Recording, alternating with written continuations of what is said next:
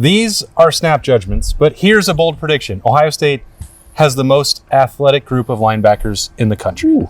We are off and running on a Wednesday at the Woody Hayes Athletic Center, a week of training camp in the bag for Ohio State. He is Jeremy Birmingham. I'm Austin Ward. These are Snappy Jays on the Austin and Berm Show. We talked to James Laurinaitis, Arvell Reese, Sonny Styles, and Peyton Pierce. Four pretty good linebackers right there. Four pretty good linebackers, and a reminder of how precarious the world of college football recruiting is and how little things, the butterfly effect, matters. Because if you just take a moment. James Laurinaitis had to pound the table for Sonny Styles to be a linebacker. He had to pound the table for Arvell Reese to be a linebacker. He had to take a job at Ohio State in order to keep Peyton Pierce from going to Notre Dame. This is 2 years. Wow, and you think, that's all three of those guys. You think about how different the world of Ohio State linebacker play could look right now. Now, there's a lot of people who will still say, well, Sonny wasn't All-American last year. Maybe he's finally learning to play the position after doing it for a year. Arvell, finally, the light has come on. That's the common term we keep getting, that he gets it. He sees the field well. He reads, reacts. He does everything well. Peyton Pierce, whose nickname was Superman in high school, it shouldn't surprise people. What is it now? The Texas Tornado, okay. Which he's fond of. I did ask him as we walked off the field. I said, hey, I want to be clear. I'm going to call you this. And he said somebody on the field called him it earlier in the day. Okay. And he said, it's catching on, that if after his NFL career is over, if he decides to enter the world of professional wrestling, he will owe it to me. Okay. So, Pat. But Pat is the other part of this. And that's Matt Patricia, who clearly is allowing Ohio State to be more creative. I wanted to ask James Laurinaitis, and I really couldn't because we had the quagmire of all the people there. Is there a world, or how much of a world is there, where we see all three of these linebackers on the field at the same time, or is it a either-or situation? And we didn't get that answer, which is unfortunate, but the common phrase, the common vibe is that they love these three linebackers. Well, it did come up. I talked to James Laurinaitis about it today. I also talked to Matt Patricia about it last week. And all I can tell you is that what I've said about week to week, even series to series, game to game, the game plans are going to change. Yeah. If they need that to get through a game, let's just say you play Illinois and Wisconsin back-to-back. And Minnesota. You may see a lot of three linebacker sets in that game that would look like a throwback to when James Laurinaitis was playing linebacker at Ohio State. Against Texas, is that maybe the case? Probably not to the extent that it would be against some of those more hard-nosed teams. If they're going to spread you out, you may not see as much Peyton Pierce, although you very well could, because there are worlds where C.J. Hicks and Arvell Reese are both rushing the passer. C.J. Hicks not in that linebacker room anymore, but that's the sort of hybrid role that I think both Matt Patricia and James Laurinaitis can envision Arvell Reese filling. And what they don't want to have happen, and it does sort of center around Arvell Reese's athleticism. When James Laurinaitis is describing the process of pounding the table and wanting Arvell back from the defensive line, it was, if you limit him to just this one thing and he only sees the field from that vantage point, that's eliminating really great instincts, really great sideline-to-sideline athleticism, and an ability to impact the game across the field. And Sonny Styles can do that as well. And it's not a situation where Peyton Pierce is, hey, you're just a middle linebacker, and letting these other guys Peyton flow said the football. It gets boring for me sometimes. Yeah, well. So I do think that there's an element of that. There is, but if they asked him to do some of the things that Sonny Styles does, Peyton Pierce could do that as well. Peyton Pierce, from a build a football player perspective, right, is a hyper athletic Tommy Eichenberg type. Okay, so I like to go evolutionary. He's the evolution of Tough Borland, Tommy Eichenberg, right? Peyton Pierce, and Peyton is a far better athlete than those guys were coming out of high school and now heading into year 2 at Ohio State. So it may feel boring for him at times, but he's going to do things just by his natural instincts that are going to be really impressive, and people are going to be like, wow, we love to see that old style, that old school mentality at linebacker. And I thought the thing that to me today with James Laurinaitis in this group, if you are a social media user on Tuesday night, you would have seen Ohio State's Mount Rushmore conversation. They had Edric Houston asking some folks, and a lot of the kids were telling their choices, and they were all guys from 2019 and on. And James Laurinaitis this is certainly not relative to that exactly, but he said he's been teaching his players, his linebackers, about the guys that have come before them. And you could tell today they're talking about Pepper Johnson in the linebacker room, and that mattered to Peyton Pierce. Like he said, I want to be a captain at Ohio State. I need to know this stuff. Like that is the sort of reason. You already had a BP at the start of the show, but I'm going to stand by my BP, and James Laurinaitis is going to be Ohio State's next head football coach. And I stand by it. Going way down the road here. Yeah, I don't know when, maybe 2032, but that dude just gets it, man. He is, even listening to him talk about the pageantry of Ohio State and Texas that was pretty cool. Is enough to make you go, oh yeah, let's load up. Got goosebumps for that. Bookmark that bold P from Berm, and subscribe, follow along at 97.1 The Fans YouTube channel. In the year 2032. 10 TV Plus, and anywhere that you download podcasts for the audio only feed of the Austin and Berm Show. And make sure that you remember that. If Berm is right, we'll hold him to that. He did say, James Laurinaitis, he's going to skip over number 33, which that's really a big chunk of All-American history. He did it 3 times. Well, and all these kids know about James Laurinaitis' history. Peyton Pierce was asked very specifically, how does James Laurinaitis, his history, his reputation, his accomplishments, how does that matter? And Peyton Pierce pretty much said, like, you can't find a linebacker coach that knows more about linebacker than this guy. And, James is taking the humble approach, and I appreciate that. But there's nobody that plays for him that doesn't know what he's accomplished, because you can't walk down the hallway of the Woody Hayes Athletic Center without seeing his Lombardi trophy. So, like, it's kind of hard to gloss over that. It does speak for itself.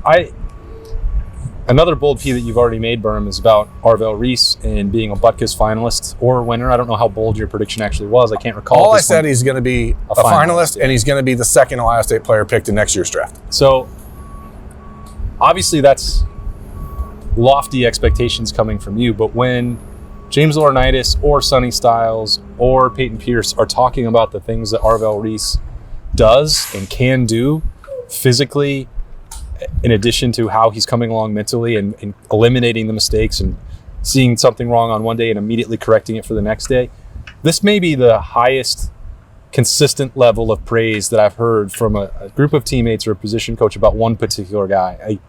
I'm just wondering if it might be too much. And then I watch Arvell just move in a practice for like one period. It's like, no, that's what he's going to do that. No, it's natural. And the thing with Arvell coming out of Glenville was that there were questions / concerns about how long would it take for him to pick up the defense. And then, as we mentioned earlier, he's moving around from spot to spot as a freshman, and you think, okay, this is going to throw him off. He's not going to be able to really develop into being a one position guy and a linebacker that you can count on. And it's happened so fast. And Sonny Styles said it started at the end of last season. I think that was clear from people watching the film last year. At some point in the year, as good as Cody Simon was, who was a 4th round NFL draft pick, Arvell was like, when he was on the field, it's like, you can't look away, because he's going to do something special. Even if you do, he's going to show up wherever you're looking. His athleticism is freaky, and that's ultimately, to me, I talked about it on Wednesday Stock Watch, the linebacker group, the athleticism of this unit. And that's not even talking about Garrett Stover, who's, I think, the fastest player on this team, or Riley Pettijohn, who just turned 18 a few weeks ago and looks like he's a 26-year-old man, or TJ Alford, and the size and strength combination that he has. Like, this is different. And it is really remarkable what James Laurinaitis has done in these 2 years as the full-time assistant linebackers coach. Yeah, and Riley Pettijohn, left the practice field on Tuesday and got his black stripe removed. That happened, 5 workouts into training camp for Ohio State. And in terms of like raw athleticism, Ohio State is talking about Riley Pettijohn the same way that they're talking about Arvell Reese. Yeah. Now, James Laurinaitis is certainly much more cautious with the question was posed to him about can he help you right away, and the answer is complicated, because he's learning how to play within this scheme. He is a true freshman, and you don't necessarily need him when in a world where Arvell Reese, Peyton Pierce, and Sonny Styles all exist for you. So I think he's like, well, you shouldn't expect to see that against Texas, maybe on special teams, because some of that is how you earn your stripes. That is a way that you can unlock some of the raw athleticism without everything else that comes with playing that position, which is difficult to learn and thrive at. But it's the same. You're just looking into the future, where it's like, okay, Arvell Reese is going to be gone probably pretty soon. Yeah. Sonny Styles will definitely be gone.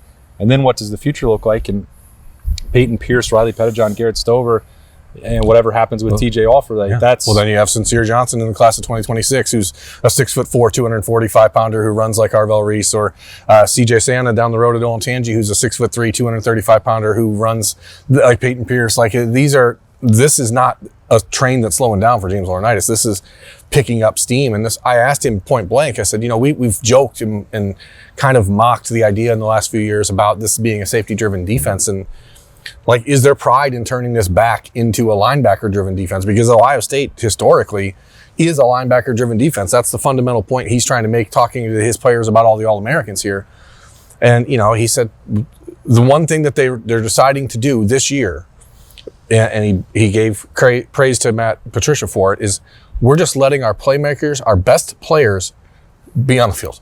Like, find a way to use them. Find a way to use the guys that are going to make a difference. And maybe it doesn't always make sense positionally. Maybe it's not going to line up in the traditional 4-3 or uneven format, or however you want to look at it, if odd front or whatever. Like, he's just going to put the best players on the field, and those three guys are among those guys. I almost feel like we get into 1 week of camp and there is so much excitement and hype and buzz around Arvell Reese. And when we talk about linebacker 3 getting on the field, it's like, well, here's Peyton Pierce making this move in year 2. And we're almost at that point where Sonny is becoming overlooked for this team. Yeah. And he's in that Cody Simon role. He's in that block O role where he's going to hold everything together for this defense. And it shouldn't be taken for granted. And I'm not saying that it definitely is by everyone out there. I'm just saying from my own perspective, it's like, well, Sonny's here. Everything's going to be okay. We don't even need to talk about him on snap judgments. Yeah, but we have to. He's the leader. He's the captain. He's the guy that's going to be the face of this program, the face of this defense all year long. And I think it's interesting because for Sonny, again, this is a guy who enrolled early by a full year, reclassified. This is heading into year 4. Can't check into a hotel room in Vegas. Can't check into a hotel room in Vegas, but he can now still be, I think, subject to, like, let's see, we don't really know what this version of Sonny Styles. Now, all the things that we're hearing is that there has been a tremendous jump this offseason, and you can see it in his confidence and the way he handles himself. But I think when you look back at last year, Cody Simon was this team's best linebacker, not Sonny Styles. So there is room for growth there, and I think it's a salient point. Like, we shouldn't probably just assume Sonny's going to be an All-American here because he's got all the physical tools, but Ohio State is counting on him. So to get the best version of this defense, it requires all 3 of those guys to be like elite, because if you don't have it, then there's not, there's depth and there's a talent coming up the behind those guys, but those guys aren't ready to go. Yeah, I mean, it feels like practice number 6 and media availability with the linebackers. Like, this could be one of the